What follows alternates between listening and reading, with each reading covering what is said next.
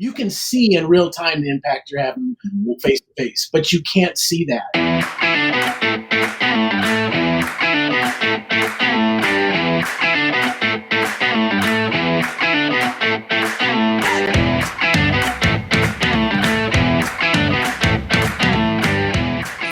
Every single morning, Monday, Tuesday, Wednesday, Thursday, and Friday in our private Facebook group. And then later it becomes a bonus episode on Teach Fire Talk podcast. And you can access these full videos on YouTube. But guys, this is the only place you can participate live. We want to say good morning to everybody that is joining us for this Monday morning daily drop-in. I was so excited to start my morning this way. So I am in a good space. I am joined by an amazing educator that I was so thrilled you said yes to joining us. So Greg, would you mind kind of introducing yourself, sharing a little bit about what you do in education, and then also you do a lot outside of your day job. So I'd love to just hear a little bit so that our viewers who are slowly entering into this video, getting their coffee ready, can be welcomed and make sure they connect with you as well. Hi, well, so I'm Greg Walcott. I'm a Assistant Superintendent for Teaching and Learning in Woodridge School District, outside in the suburbs of Chicago near Naperville and Downers Grove.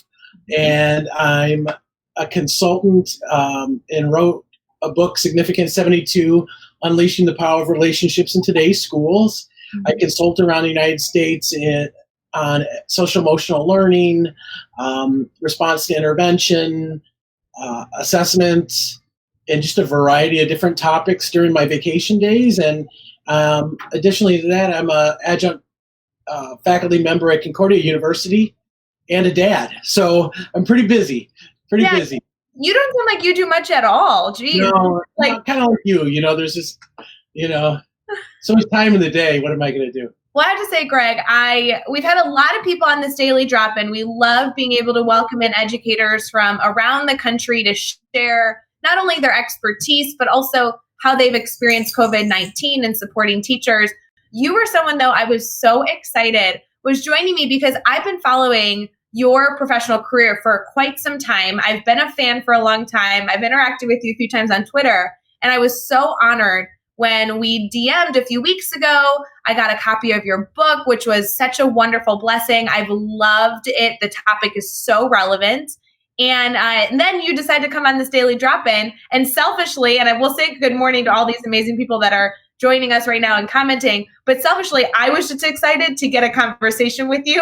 So the fact that we're then streaming it is totally just a perk in my opinion. So thank you for being willing to join us bright and early this morning. Well, thank you for the opportunity. I'm looking forward to it. It's great. So every single time we do a daily drop-in, people are going to be commenting. We're totally welcoming questions. If you want to talk shop about COVID-19, remote learning, anything that you're doing with your students that you might still be dabbling with.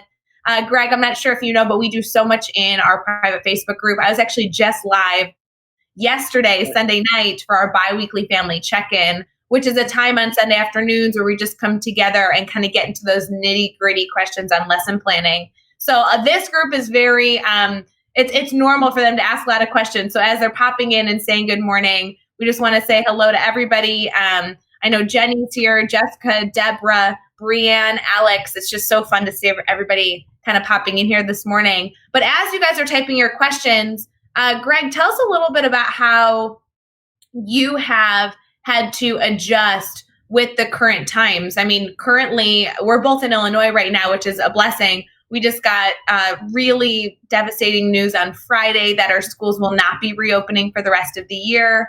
And teachers are hopefully, I talked about this a little yesterday, hopefully in a little bit of a transition mode between mourning the loss of the rest of our school year, but also hopefully moving out of survival mode with remote learning and into some strategic, how can we actually find the silver lining in this whole experience? So what's been your experience since March kind of transitioning into this? Yeah, I mean, like everyone else, we were just, the bomb kind of dropped. We kind of had an idea the week that we were going to be off, or about Tuesday, Wednesday of that week, we kind of knew something might be coming. And so I have an incredible team of instructional coaches in my district. And so I had them start, Monday and Tuesday of that week, I had them start pulling together materials and some targeted learning packets that we were going to be able to send home at the elementary.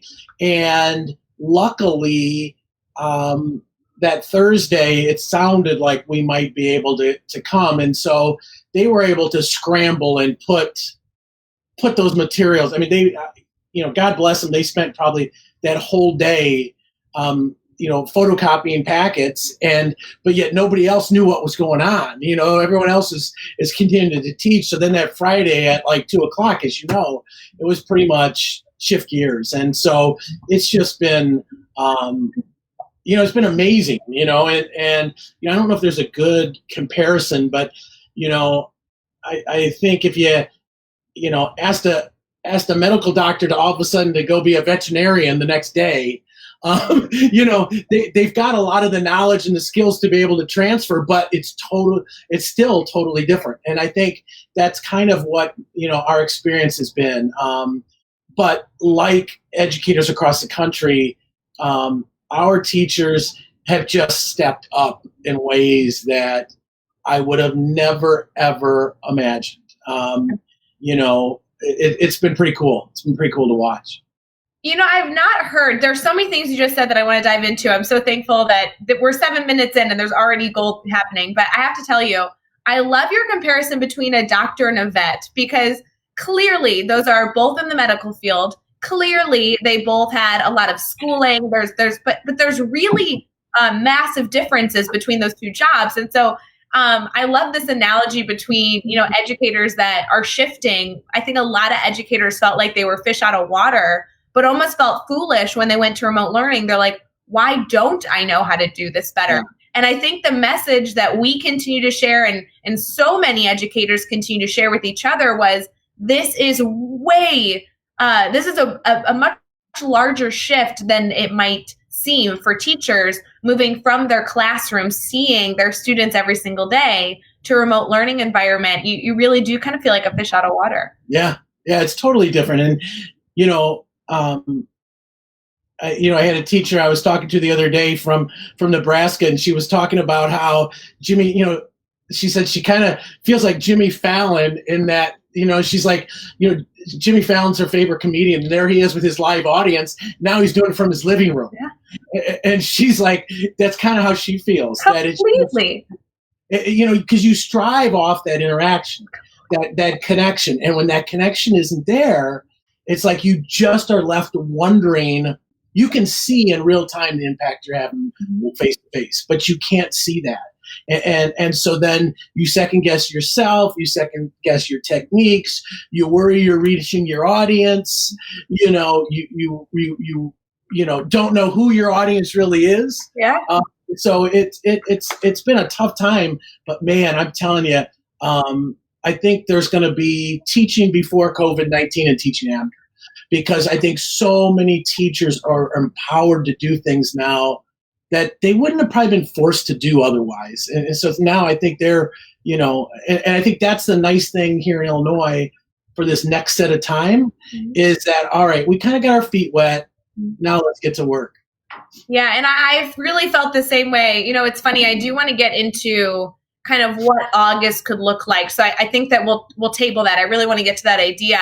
But I love your analogy. You're talking about the comedians. If you look back at, Jimmy Kimmel, Trevor Noah, all those comedians who then transferred their shows to being in their homes, they all talk about struggling with like no live audience, nobody's laughing at my jokes. Like, it's a very awkward piece. Yeah. And I've not thought about it, but you are 1,000,000% correct that as a teacher, I'm feeling the same way. I'm like, I'm making jokes, but like, I'm not really seeing my students interacting. Or, like the questions that could come up. I think teachers are really great in the moment problem solving when, my dog just jumped into our video, when students have questions. But yeah, I mean, it's completely different when you're problem solving these pieces and you don't have that reaction, because teachers feed off that interaction, and it's really impacting lessons, and it takes away elements of our job that we love, Yeah, that's why we get in it.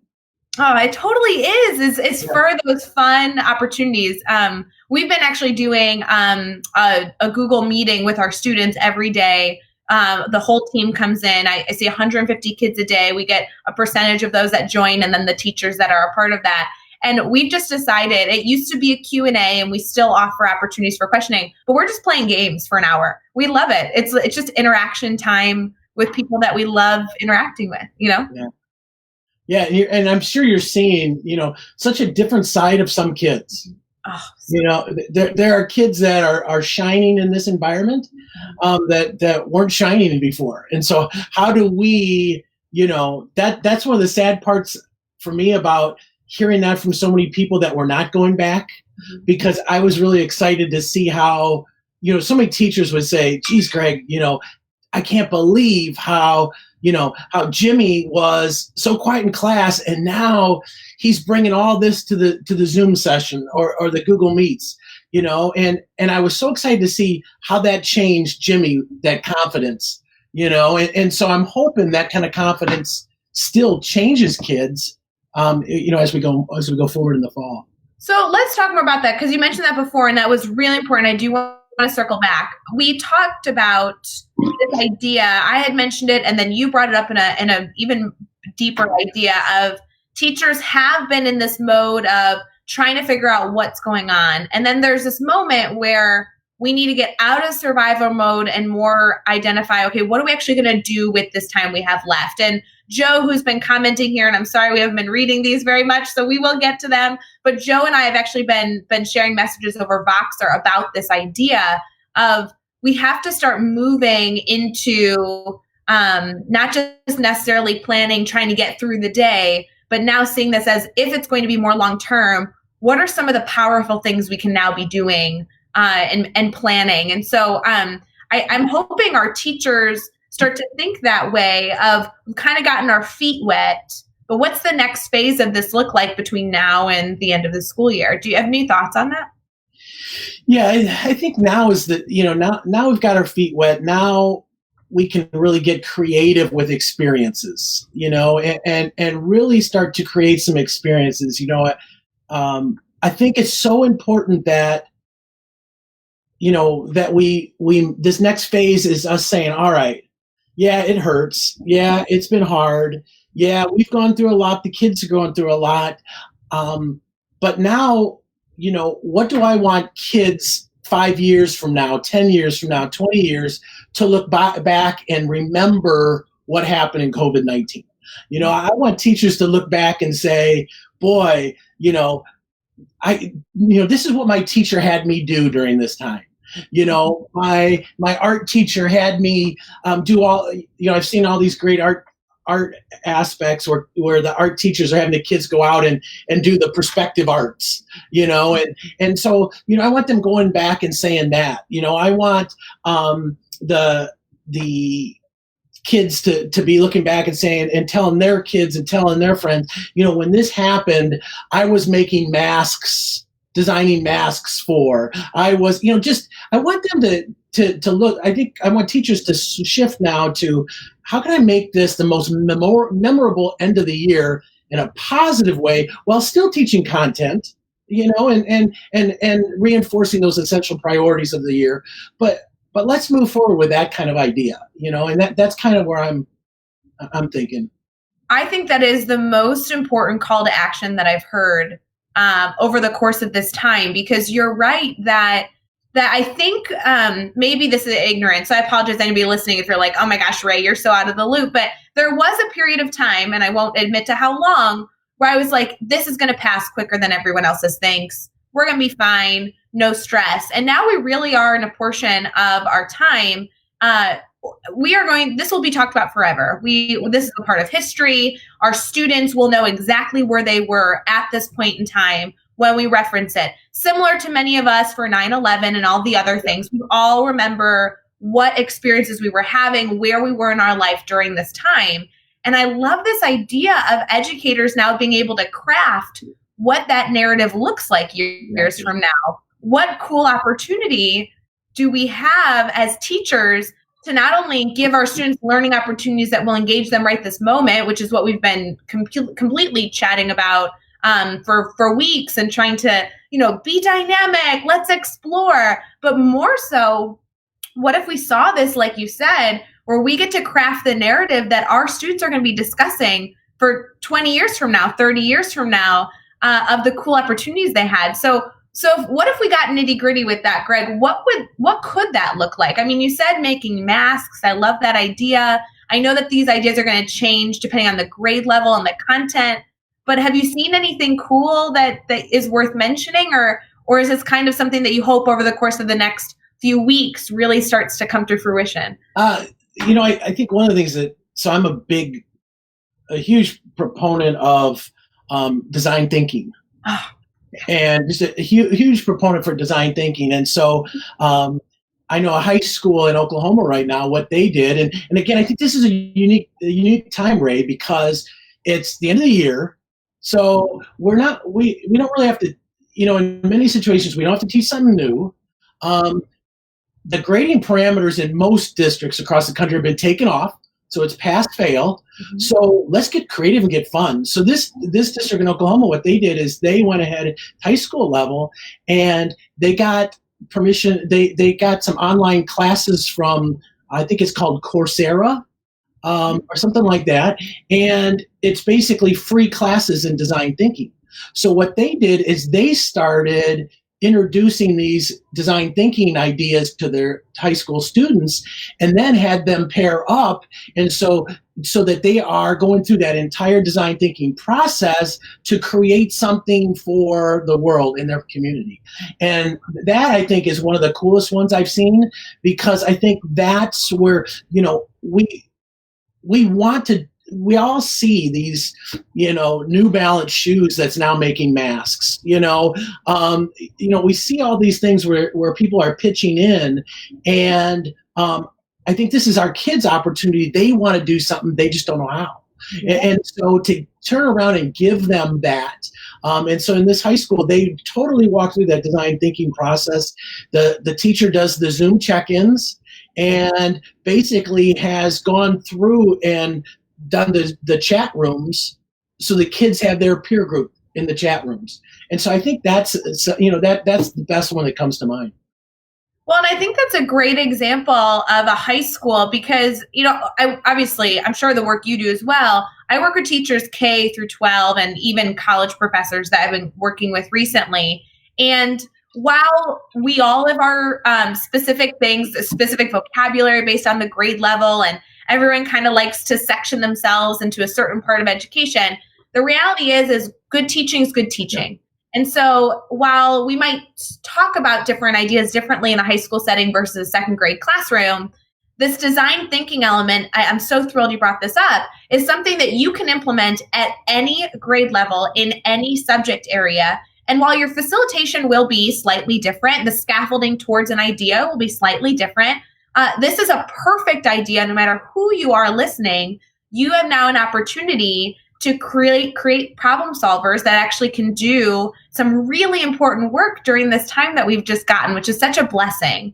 So I love that this idea of how a high school impact, if you're a first grade teacher listening or a sixth grade science teacher listening, you can take that same idea and implement that a little bit differently in your classroom, and your students can have a very similar experience. And I think that that's important for educators to see right now, is that we can actually all come together and create purposeful learning experiences, even if we don't teach the same content using the same curriculum map. You know what I mean?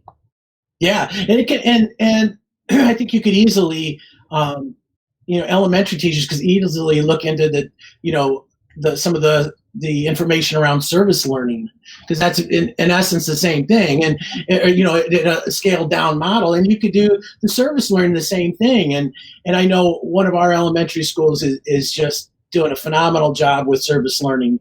And I'm thinking of a first grade class who invited in a veterinarian, interviewed the veterinarian, found out about what the the puppies at the shelter needed, and how they ended up making all these special dog toys with socks and plastic bottles and things like that, after going through that. And so I think we could do those same types of things by leveraging, again, guests in Zoom or things like that. I mean, I think there's a great opportunity. And again, kids are going to look back and remember that. And it's not going to be, I've got this learning packet I've got to do now. It's like, wow, I have a purpose for what I'm doing. Yeah, I was just doing a training with a few teachers in like a webinar setting last week, where we were talking about these two pillars that, the Teach Better team was kind of like founded on. And obviously we do a lot of different support for districts depending on what educators need. But really these two ideas of mastery learning and community engagement, which is these two ideas of giving the learning back to our students, allowing them to advocate for their needs, kind of have some voice and choice and personalized learning in their wheelhouse. And then on the flip side, using our community to find the relevancy in the content. And you can do that K through 12 or, K through high school or college. So as you're looking at these ideas, these two ideas cannot go away just because we're in remote learning. Right. Giving students the opportunity to have ownership in their learning and pace themselves and advocate for what they enjoy and want and what they need is really important in remote learning. We actually just had a blog series that published yesterday with a number of different blogs on this idea. But then as you're talking about taking the service leadership or design thinking and taking this idea using the Teach Further model, which I know a lot of people in this group use, where we can partner with our community leaders and create those extremely relevant learning opportunities right now is perfect. They don't need to step outside of your classroom to see your learning in action. They can actually experiencing it right now in their homes or in their backyard or as they're getting a food delivery next week and see their learning take place. And so if we can take those two ideas and get out of survival mode to actually find some purposeful way to introduce that, I think that we actually can make experiences that students are going to feel excited to talk about after this whole experience is finished.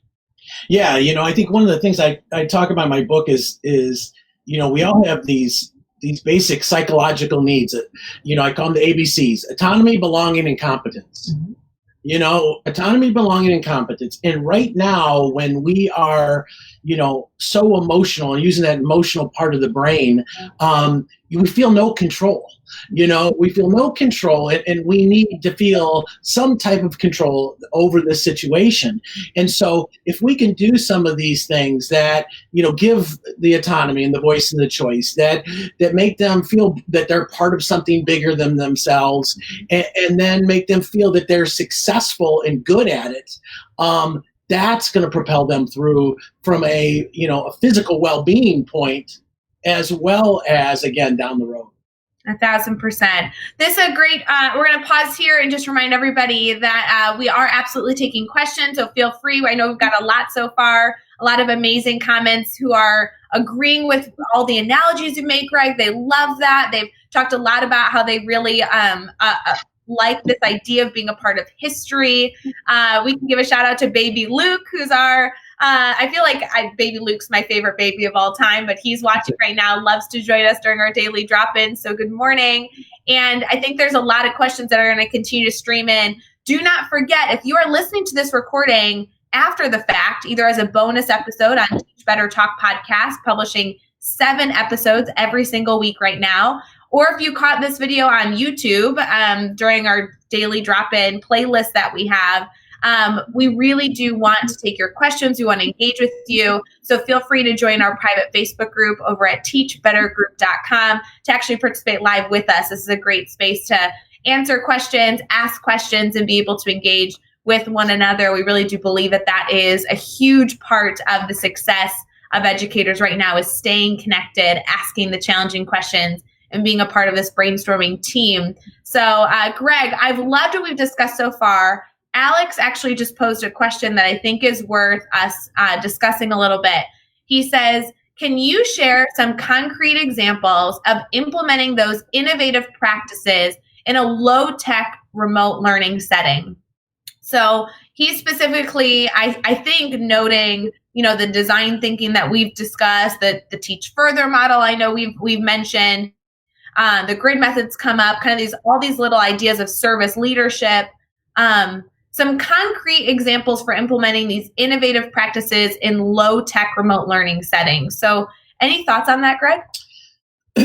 I know.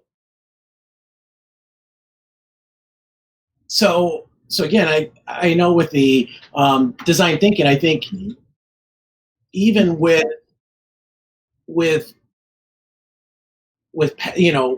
packets, there's an opportunity to teach some of those things through packets.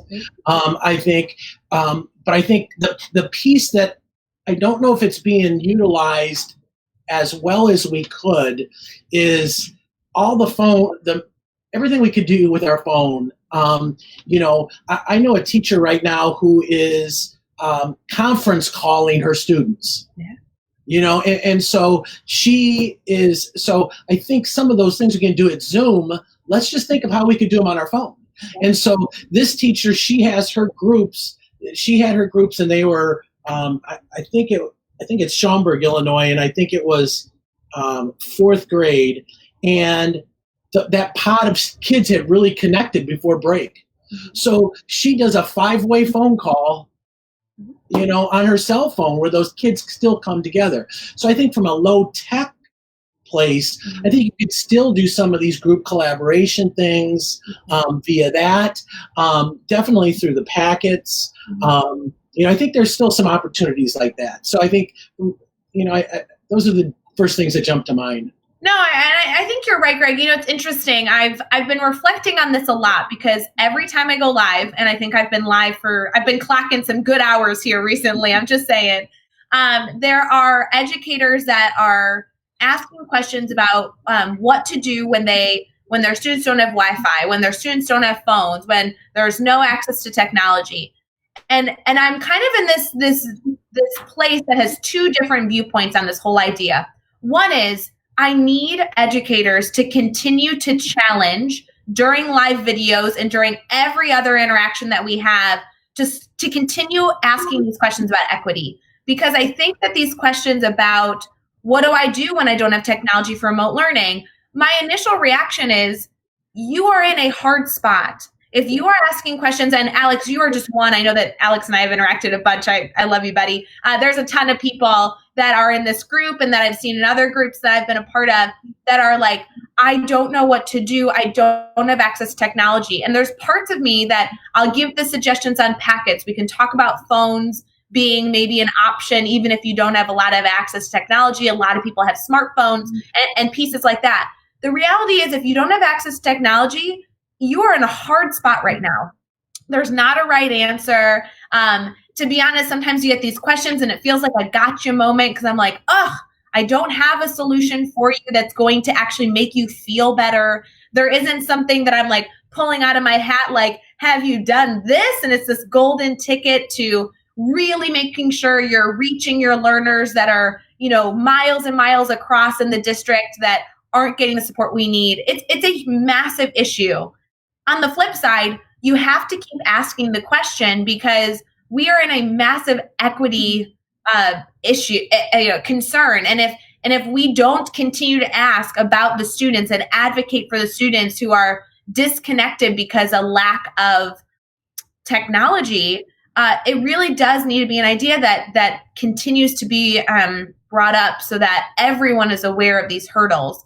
And so I don't know of any outside of what you suggested, Greg. You had great suggestions on, guided packets, the design thinking idea, using technology that's outside of like a laptop, like a phone or a different device. Those are concrete examples that can absolutely be utilized by any teacher right now. But if you're in a position where they don't have a phone, or you can only send packets every 3 weeks and you're only in your first week, and so you still have 2 weeks to get through before you can send the next batch home, I want you to hear us that you are in a very challenging spot. That doesn't mean that we should be giving up, but I don't know that there's a really good solution right now that anybody has, that if you're in a district with low technology access, this is an issue that needs to be addressed, not because of COVID, but because of just the sake of learning, giving our students access to what they need to be successful. Yeah, and I think that's where well said. And I think that's where my default always is the relationship piece. I know. If you're in that, the one thing we can do is figure out how we can, mail letters, things. I mean, are there other ways? It is definitely, like you said, it is so much more difficult. Yeah. So much more difficult. But again, let's push ourselves to think of how we can make it an experience. Those packets we send home, how they're not kill and drill. That we're finding some way to reach out to the kids that isn't about compliance. Mm-hmm. It's not about hey, did you get all this work done? It's, hey, I'm here for you. I'm struggling through this just like you are, and let me know what I can do for you, because that in itself will be that experience down the road. I'm going to remember my teacher making personal phone calls. And isn't it funny, Greg? I think now we've circled back to where we started when we were just like 7 minutes into our conversation of, we originally were sending home packets or doing even activities that when we had technology, we were doing it just for the sake of giving students something because we were all in survival mode. And we now need to begin transitioning out of that. And again, a lot of us are 2 weeks in, 3 weeks in, 5 weeks into remote learning. We need to start transitioning into, how can I be strategic? We've been doing this for a few weeks, a few days, wherever you're at in your process. It's no longer, I'm putting together these worksheets because I want to give my students something, but how can we transition into, and I'm going to go back to that design thinking, whether using the Teach Further model or something else, where I can put together a purposeful learning opportunity for my students, because now I know that I'm thinking more, I'm thinking farther than just Friday. I'm thinking into the following week and the week after. And so if you're in a position right now where you are only able to send something to students for a set amount of time, how can you use some purposeful strategic planning to make that period of time important and valuable for your students and to make history? So it's worth talking about. I think this idea is so important. So Mark Keller's joining us. Good morning, Mark. And he says, could be a win that comes out of this for equity's sake. I really do think that, Mark. I'm not trying to get on my soapbox, but I am thrilled that some hard conversations we've been ignoring or not had time to deal with or not had the need to address, like equity, is at the forefront of most of the conversations I'm a part of right now. And while every single time I get a question about, the teachers struggling that they don't have access to technology, it really does break my heart because I don't really have a solution for them that's going to make them feel better. We have to keep talking about it. We have to, because I've also had discussions with business leaders who are in affluent areas who are shocked. They're appalled that this is even a conversation right now in 2020. And I'm like, okay, well, I'm glad that, we brought the conversation up again. This is good. Yeah, it speaks to our privilege. Yeah. The privilege issue. Yeah, I think, as you said that, I think that there's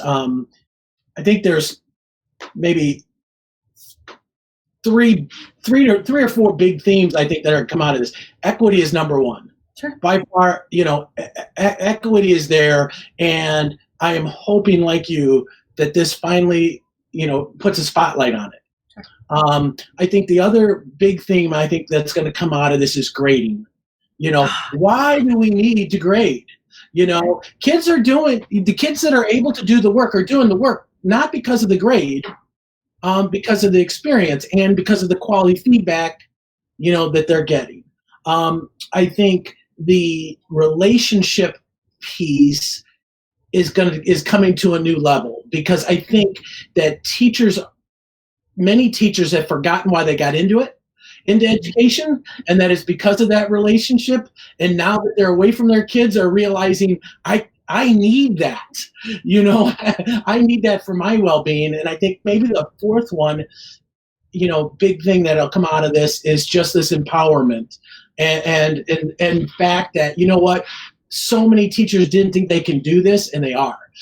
Again, that you were asked overnight, in 2 hours, you were told to reshift everything you'd been taught since you were taught and modeled since you were a kid, and you shift overnight, and man, you kicked ass. You did it. And so if you can do this, what else are you going to be able to overcome? So I'm hoping those big 4 themes will really, change education. It's interesting. I agree with the 4 you said. I don't know that I would have picked all 4 of those, but I love this. I think the one that I'm still stuck on, and maybe I'd add this as the 5th, but maybe it actually goes into one of the 4 as I'm processing through that really powerful list, is this idea of teachers reevaluating the why of their instruction. And it probably does fit into one of those categories that you already listed, but I think the teachers that I'm doing the most coaching with right now are the ones that had a relatively traditional classroom where they truly viewed their role as an educator as more or less being a content delivery system.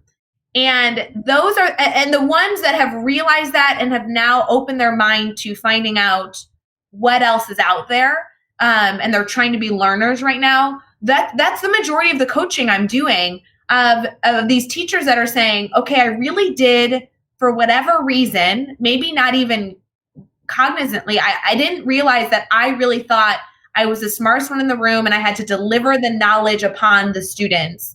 And now I need to recognize that I can actually find other avenues to deliver the DOK, low DOK levels, the DOK level 1 and 2 information. And I actually need to be a facilitator of learning. I need to ask more questions. I need to challenge my students in ways that they can't just Google the answer. So how do I do that? And I'm really hoping that throughout this time, teachers can come back better, come back stronger, to lead classrooms that are keeping that depth of knowledge at the forefront of saying, I'm not going to stand in front of my room anymore and just talk.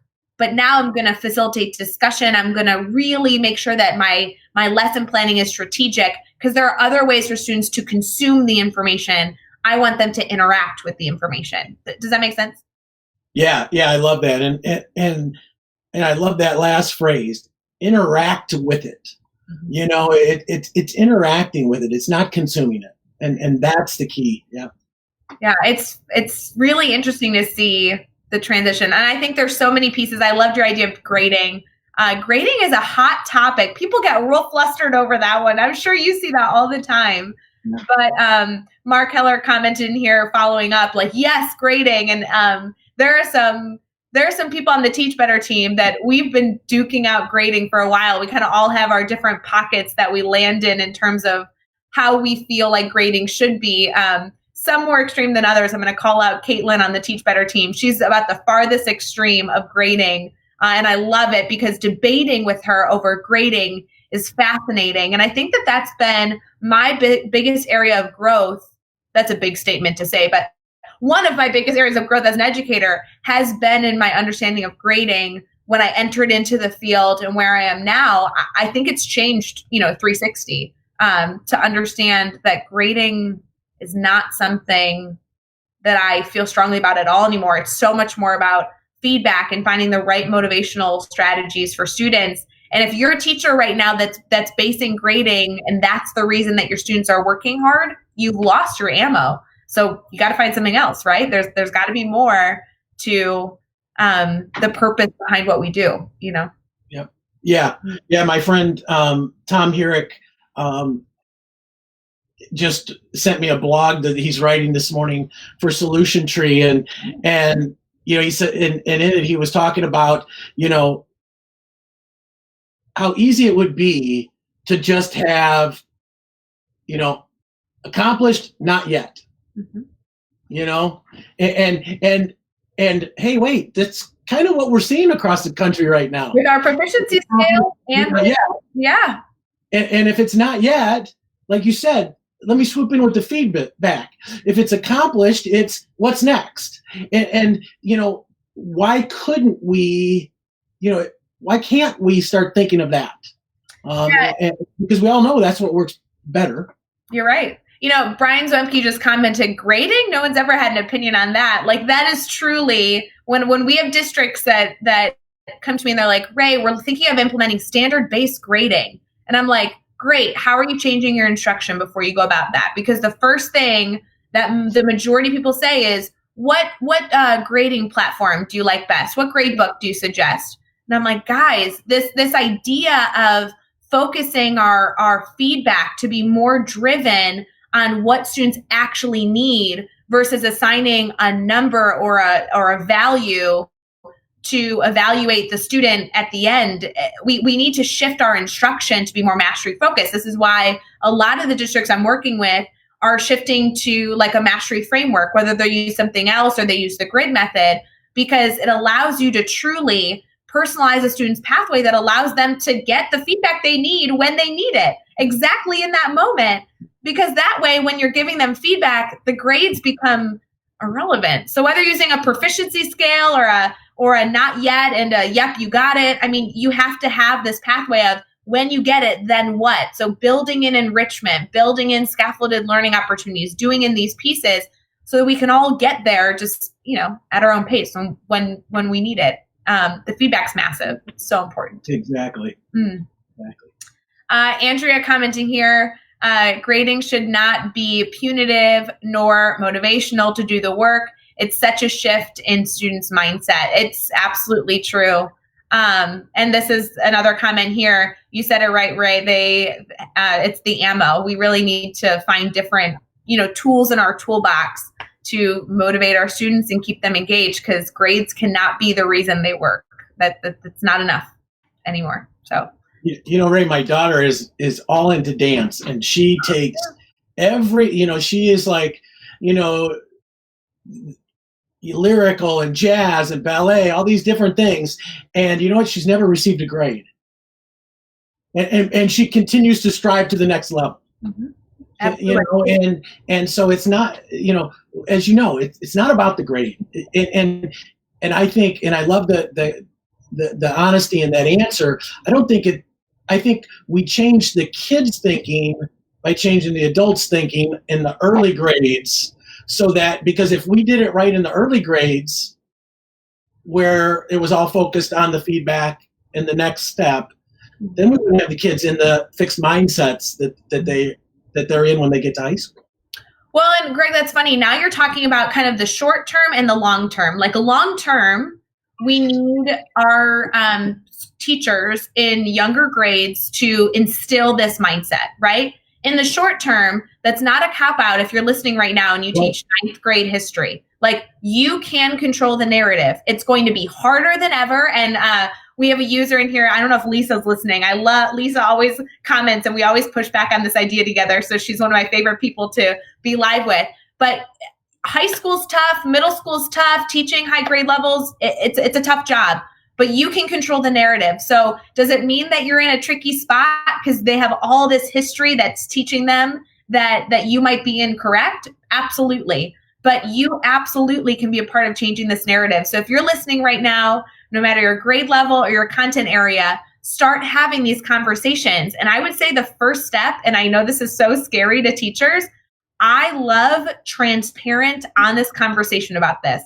Some of my favorite conversations I have with my students about cheating or grading or any of those like really, tough conversations, I ask them why. Keep asking why. Keep talking about, how the power in these ideas only exist because we've decided they do.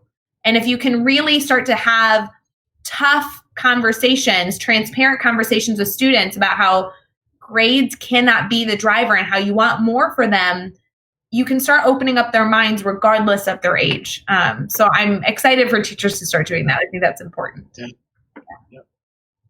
Yeah.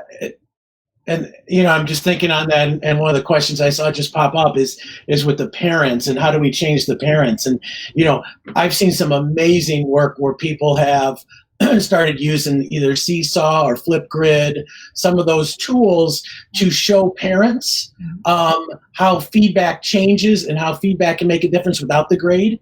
And that has started, I can think of one seventh grade I'm working with in Wisconsin, and they went to feedback using Seesaw, and they basically did it from a student-led conferences approach that totally changed parents' beliefs. And they had very, very conservative parent beliefs on grades. But once parents saw it through that process, they became a believer in it. And so I think there's some parent education that has to go with that. You are so spot on, Greg. And I know that we're hitting our 45-minute mark. We've been live, so I know that our video is ending soon. And if you have any following questions, please feel free to post them here. We do want to get to it before our video ends. But you just literally shared my favorite topic, and that's this idea of teachers feel extremely responsible for educating their students. And they really believe, and I say they, including myself as a teacher myself with 6th grade students, my students are the 150 sixth graders, the 11 and 12-year-olds that sit in my classroom every day. And the reality is that's not all of them. We have such a responsibility to do better with our parent communication. I've worked with teachers that just sit and they love to vent to me. Parents don't understand. They push back. They don't let me do what I want. You are an educator because you spent years and years in school to become an educator, and you spend every day, hopefully, growing a professional network to be a learner constantly. Your parents aren't doing that in this field. They don't know the impact of students that do the work that you're trying to do. They don't know all these pieces. And I don't blame parents. I blame us. We need to educate our parents. If we really feel like standard-based grading is important, we need to teach them why. For a lot of you listening who have taken the standard-based grading course, the courses, there's a few of them, at Teach Better Academy, there's a silly little turtle activity. We need to be doing activities with our students and our parents so they can start to understand, because everybody's scared of things that they don't understand. Nobody wants to change stuff. We turned out just fine is the phrase that we hear all the time. Why are we changing things? We turned out just fine. And my favorite response is, you did. You turned out fabulous. But we need to grow. Just like when you were a kid, you didn't have a cell phone, and now we all have cell phones. So we need to educate our families. It's just you were so right that needs to be at the forefront. Greg, there's a lot of comments coming in. I do want to thank everybody that has been interacting with our video. If you are listening right now and you want to be somebody who can interact and comment and challenge the things that we're discussing, please feel free to head to teachbettergroup.com. It's our private Facebook group. These videos are happening every single morning, Monday, Tuesday, Wednesday, Thursday, Friday, for our daily drop-in. Greg, we are so lucky, so fortunate to have had you join us this morning. There were so many good pieces that I know teachers and administrators will continue to take away to kind of serve their communities better. And I want to make sure that everyone can stay connected with you, pick up your book, and continue learning from you as I have for years. So do you mind kind of sharing kind of how people can stay connected to you? Yeah, it's, at Greg J. Walcott on Twitter, and my book is Significant 72. So it's just significant72.com. And they can reach me one of those ways. That'd be great. It's perfect. For everyone listening, if you need anything, our team and Greg and everyone that we've been able to bring on our daily drop-in really are committed beyond this conversation to helping you in any way possible. So please make sure you continue to reach out and let us know what you need. We hope that you have an amazing morning working with students today and celebrating the fact that we are all just striving to be our best selves. If you haven't taken a peek over at teachbetter.com, we did have our new blog series released yesterday, which is dedicated to coming back better. So go check that out if you're looking for something extra special. And we appreciate all the work you do. So Greg, thank you again for joining us. Thank you everybody that was here, and we'll see you guys again sometime soon. So see you tomorrow.